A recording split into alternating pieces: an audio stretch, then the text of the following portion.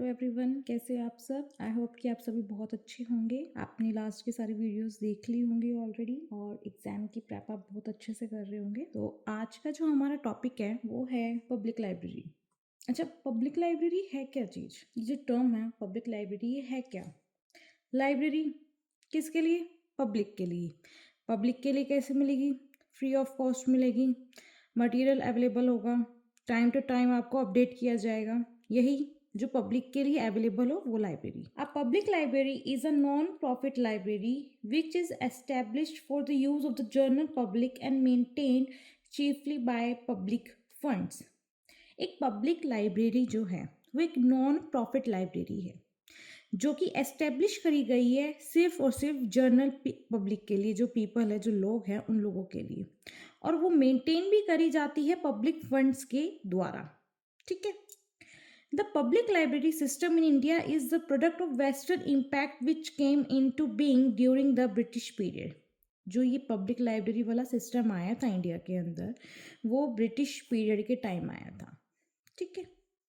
The first public library law was passed in India in 1948. जो first public library law है वो 1948 में पास हुआ था। The modern public library was developed in the country in 1950, जो बनी थी दिल्ली पब्लिक लाइब्रेरी। ठीक है। अब इसके ऑब्जेक्टिव पढ़ते हैं। इसके ऑब्जेक्टिव क्या है? To preserve the cultural heritage of the country. Public library जो हमारा कल्चर हेरिटेज है वो प्रिजर्व करके रखती है। Help the life long self education of one and all. एक लाइफ लॉन्ग सेल्फ एजुकेशन है, एक के लिए और सबके लिए। अब जैसे ये होता है कि कुछ जैसे कि आप रिसर्च कर रहे हो किसी टॉपिक पे और आप कहीं और नहीं जा सकते, आपके एरिया का जो पब्लिक लाइब्रेरी है आपको वो मटेरियल वहाँ मिल जाएगा।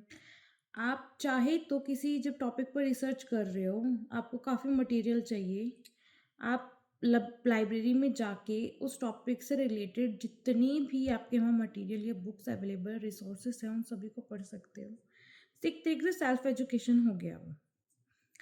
Finish up to date facts and information all subjects to one and on. Up to date रखता है जो भी आपकी इंफॉर्मेशन है या फिर सब्जेक्ट्स रिलेटेड है, कंप्लीटली अप टू डेट रहता है। Distribute in an unbiased and balanced way all recorded information to the citizen to help them discharge their duties towards local, national, international affair। ये ना किसी तरफ बायस्ड नहीं है। अगर आप ये कहें कि नहीं भाई ये सिर्फ इंडिया की नहीं बाहर के ज़्यादा रिसोर्सेज अपने पास रख रही है लाइब्रेरी, तो ऐसा नहीं है। लाइब्रेरी में आपको ऑल ओवर वर्ल्ड की रिसोर्सेज मिल जाएगा। ठीक है।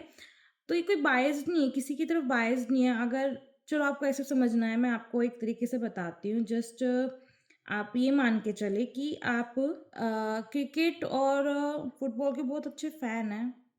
एक तरफ मान के चलो आपको धोनी चाहिए, दूसरी तरफ आपको मैसी चाहिए। ठीक है। आपका कोई फ्रेंड है, आप उसके पास गए, बट उसके पास जो रिसोर्स है, जो मतलब जो कार्ड्स वगैरह है, कुछ भी मान के चलो इन दो से रिलेटेड है, उसके पास दोनों के इक्वल ही है। ये नहीं कह सकते धोनी का ज़्यादा है मैसी का कम है, ऐसा कुछ नहीं है। उसके पास दोनों है। ये आप पे डिपेंड करता है कि आपको कौन सा चाहिए, आपको धोनी वाला चाहिए फिर मैसी वाले चाहिए। ठीक है ना, आजकल का फीवर चल रहा है तो उस पर है थोड़ा सा। ओके। नेक्स्ट है convey new knowledge to the researchers as early as possible. Researchers के पास न्यू नॉलेज को कन्वे करना, जितना जल्दी हो सके उतनी जल्दी नॉलेज को उन्हें प्रोवाइड करना। Work for the continued social wellbeing of citizen as the incharge of all material. Social wellbeing के लिए, लोगों की सोशल वेलबींग के लिए काम करते जाना। ठीक है। उन्हें रिसोर्सेज प्रोवाइड करते जाना। आगे हम पढ़ते हैं। अब है हमारा basic element of public library के बेसिक एलिमेंट्स क्या है? फर्स्ट, अ फ्री लाइब्रेरी जो एक पब्लिक लाइब्रेरी है वो बिल्कुल फ्री है। वो कोई भी चार्ज नहीं लेती है अपने यूजर से किसी भी तरह की सर्विस के लिए। अब चाहे वो सर्विस कौन सी हो, आपको किसी बुक से रिलेटेड कोई कंसल्टेशन चाहिए हो, या फिर कोई बुक लोन पे चाहिए हो जैसे कि घर रीड करना है, या फिर कोई रेफरेंस सर्विस चाहिए हो, या फिर आपको कोई रिक्रिएशन करवानी हो किसी की भी, तो आपके जो पब्लिक लाइब्रेरी होगी ना कोई चार्ज नहीं लेगी, बिल्कुल भी चार्ज नहीं लेगी वो आपको, क्योंकि ये सब जो सर्विसेज है वो फ्री में दी जा रही है सिटीजन्स को। जो उस पर्टिकुलर एरिया के जो सिटीजन्स हैं उन सभी के लिए जो ये सर्विस होगी ये बिल्कुल फ्री होगी। तभी तो कहा है कि जो ये पब्लिक लाइब्रेरी है ये फ्री में सारे आपको एक्सेस प्रोवाइड करती है। जितने भी सिटीजन है एरिया के, जितने भी लोग हैं उन सभी के लिए आपको फ्री में ये सर्विसेज प्रोवाइड कर रही है। इतने रिसोर्सेज, इतनी बुक्स, इतनी इंफॉर्मेशन सभी को फ्री में मिल रही है। बट ये चार्ज लेती है। कब लेती है चार्ज? मैंने कहा है बट, ठीक है, लेकिन ये चार्ज लेती है कब लेगी? अब वो सुनो, अगर आपको किसी बुक की फोटोकॉपी करवानी हो तो वो उस चीज का चार्ज आपसे लेगी ही लेगी, ठीक है। नेक्स्ट है हमारा financed by public funds. But आप ये वाला पढ़ के कहोगे यार आपने तो कहा था कि फ्री में है। ऐसा नहीं है, फ्री में आपको सारे एक्सेस प्रोवाइड कर रही है। बट अब मुझे ये बताओ, अगर उससे पब्लिक लाइब्रेरी को अगर कोई फंड नहीं मिलेगा तो पब्लिक लाइब्रेरी काम कैसे करेगी? वो अपने आप को मेंटेन कैसे रखेगी? आपको रिसोर्सेज टाइम टू टाइम कैसे प्रोवाइड करवाएगी? अप टू डेट कैसे रखेगी? एक नॉर्मल सी बात है, जब तक आपको पैसे नहीं मिलेंगे, यार आप ब्रेड कहाँ से लेके आओगे? शॉप पे तो जाओगे ना, लेकिन ब्रेड भी तो चाहिए आपको। तो ये चीज देखो आप कि आपको एक पब्लिक लाइब्रेरी मेंटेन रखनी है, मेंटेन रखने के भी तो पैसे लगेंगे। अब आप लाइब्रेरी जा रहे हो, वहां पर आपको जो स्टाफ है, यार स्टाफ फ्री में काम नहीं करता है। देखो स्टाफ फ्री में काम नहीं करेगा, उसे तो सैलरी चाहिए, हर महीने चाहिए अपनी सैलरी। तो वो सैलरी कहाँ से आएगी? अगर पब्लिक लाइब्रेरी फ्री में ही सब कुछ चलती रहेगी तो आपके पास जो स्टाफ है उनको सैलरी देने का पैसा कहाँ से आएगा? तो जो पब्लिक लाइब्रेरी है वो फंड्स इकट्ठा करती है। वो फंड्स कहाँ से मिलता है? वो आपको फंड्स मिलता है या फिर स्टेट गवर्नमेंट या फिर सेंट्रल गवर्नमेंट के थ्रू। इसके अलावा जो हमारी सरकार है वो एक टैक्स लेती है लाइब्रेरी सेस करके। वो आप जैसे कोई आप नई प्रॉपर्टी खरीद रहे हो, या फिर कोई व्हीकल खरीद रहे हो, या फिर कोई बेच रहे हो, ठीक है, या कोई वैकेशन वगैरह पे जा रहे हो, तो उन पर आपको ये एक टैक्स लगता है जिसका कंट्रीब्यूशन जाता है हमारी लाइब्रेरी पर। और लाइब्रेरी उसके थ्रू सब कुछ अपना जो स्टाफ है या फिर मेंटेनेंस है, जो रिसोर्सेज बुक्स वगैरह उन्हें खरीदने हैं, जो सर्विसेज प्रोवाइड कर रही है, वो उन सब का काम चला सकती है। ओके, अब है हमारा एन ऑक्सिलरी एजुकेशनल इंस्टीट्यूशन। अब पब्लिक लाइब्रेरी हमारा ऑक्सिलरी एजुकेशन इंस्टीट्यूशन कैसे बना? देखो, अब जैसे जैसे टाइम बढ़ता जा रहा है हमारी जो सोसाइटी है वो इवॉल्व होती जा रही है, ठीक है, अपने आप को नई बनाती जा रही है, वृद्धि करती जा रही है, नए नए डेवलपमेंट होते जा रहे हैं। ऐसे में जो हमारे एजुकेशनल सिस्टम्स है लर्निंग के, वो काफ़ी हो गए, जैसे आपके स्कूल, कॉलेजेस, यूनिवर्सिटीज़ हो गए हैं।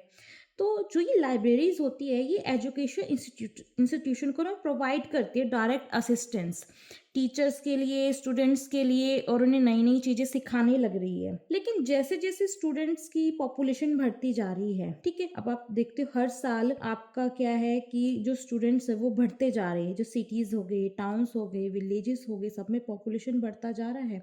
तो ऐसे में जो हमारी एकेडमिक लाइब्रेरी है वो सबकी डिमांड को कंप्लीट नहीं कर सकती। इसलिए जो पब्लिक लाइब्रेरी होती है वो उनकी लोकेशन या फिर उनके जो लोकेटेड एरिया है वहाँ पर स्पेसिफिकली बनाई जाती है, जिससे वो उन सभी टीचर्स के या फिर स्टूडेंट्स को उनका जो मटेरियल है उनसे उनके सब्जेक्ट से रिलेटेड, उनके कोर्स से रिलेटेड जो रिसोर्सेज है, जो मटेरियल्स है, वो उन्हें टाइमली प्रोवाइड कर सके, उनकी एजुकेशन में हेल्प कर सके।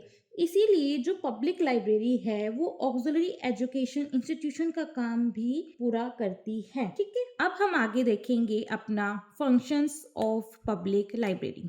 ठीक है।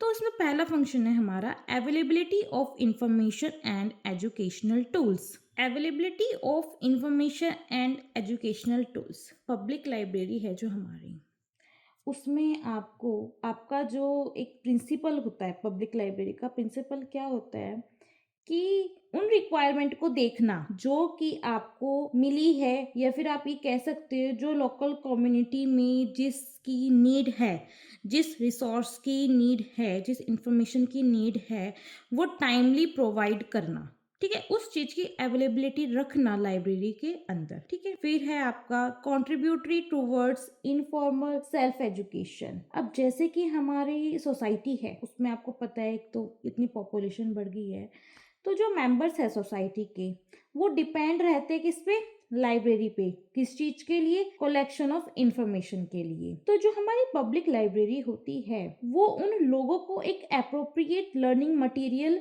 देती है जिससे उनका सेल्फ एजुकेशन उनकी पर्टिकुलर फील्ड में बढ़ जाता है। ठीक है, इसके बाद है promotion of cultural and social activities. अब हमारा नेक्स्ट है promotion of cultural and social activities. देखो, प्रमोट करना किसी कल्चरल और सोशल एक्टिविटीज को। अब जैसे हमारे ना बहुत सारे सोशो कल्चर एसोसिएशंस हैं, जैसे कि हो गया यूथ फॉर्म, हो गया टीचर्स लॉयर एसोसिएशन, हो गया। ये सब क्या करते हैं, ये सपोर्ट प्रोवाइड करते हैं उन एक्टिविटीज को जो कि पब्लिक लाइब्रेरीज में होती है। ठीक है, इससे क्या होता है कि जो हमारा एजुकेशन होता है ना वो बढ़ता है, हमारी इंफॉर्मेशन क्या होती है वो बढ़ती है, जो हमारे कल्चर का मटेरियल होता है वो भी काफी ज्यादा बढ़ जाता है। तो नेक्स्ट है हमारा safeguarding the local material.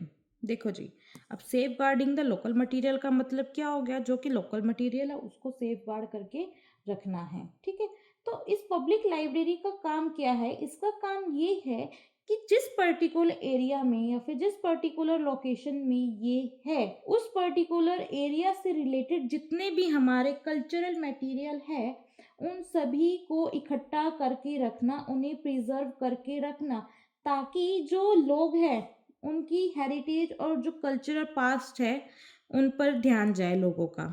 ठीक है, उन सबको जब इकट्ठा करके रखेंगे जब भी तो उन्हें पता चलेगा। अब आप एक बात मान के देखिए कि आप दिल्ली में हैं, आप दिल्ली में हैं, जो आपकी दिल्ली की पब्लिक लाइब्रेरी होगी वो अपने हेरिटेज को और कल्चर को तो सेव करके रखेगी, जब भी तो यहाँ के लोगों को पता चलेगा हमारा हेरिटेज है क्या।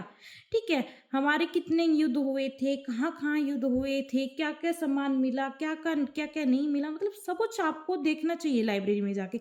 मैं तो खुद कहूँगी अगर आप एक बार लाइब्रेरी जाके देखो, ठीक है, आपको पता चलेगा, आपको खुद पता चलेगा कि उसमें क्या क्या सर्विसेज प्रोवाइड है। एक तो होता है पढ़ना, एक होता है जाकर एक्सपीरियंस करना बकायदा। ठीक है, आप जाकर एक्सपीरियंस करोगे ना, जब आपको पता चलेगा कि लाइब्रेरी में कितनी तरह की सर्विसेज प्रोवाइड की जा रही है और आपको क्या क्या मटेरियल वहाँ पे अवेलेबल है। तो ये तो मैं बस कह रही हूँ, आप जाकर देखो। अगर आप जा सकते हो तो दैट्स वेरी ग्रेट, अगर आप नहीं जा सकते हो तो कोई नहीं, आप पढ़ के अपना समझ लो इस चीज को। खैर, पब्लिक लाइब्रेरी में फिलहाल इतना ही था। नेक्स्ट मेरा जो टॉपिक होगा वो स्पेशल लाइब्रेरी का होगा, जो कि मैं कोशिश करूंगी कि जल्द से जल्द अपलोड कर दूं उसे। अगर आपको समझ में नहीं आया हो तो आप मुझे कमेंट कर कर भी बता सकते हैं, और अगर आपको समझ में आ गया हो देन दैट्स रियली ग्रेट। और आप अपनी प्रैक्टिस करते रहिए, इन्हें पढ़ते रहिए, ये भी काफ़ी ज़रूरी है आपके लिए। ठीक है, तो फिलहाल के लिए सिर्फ इतना ही। Thank you very much, bye bye.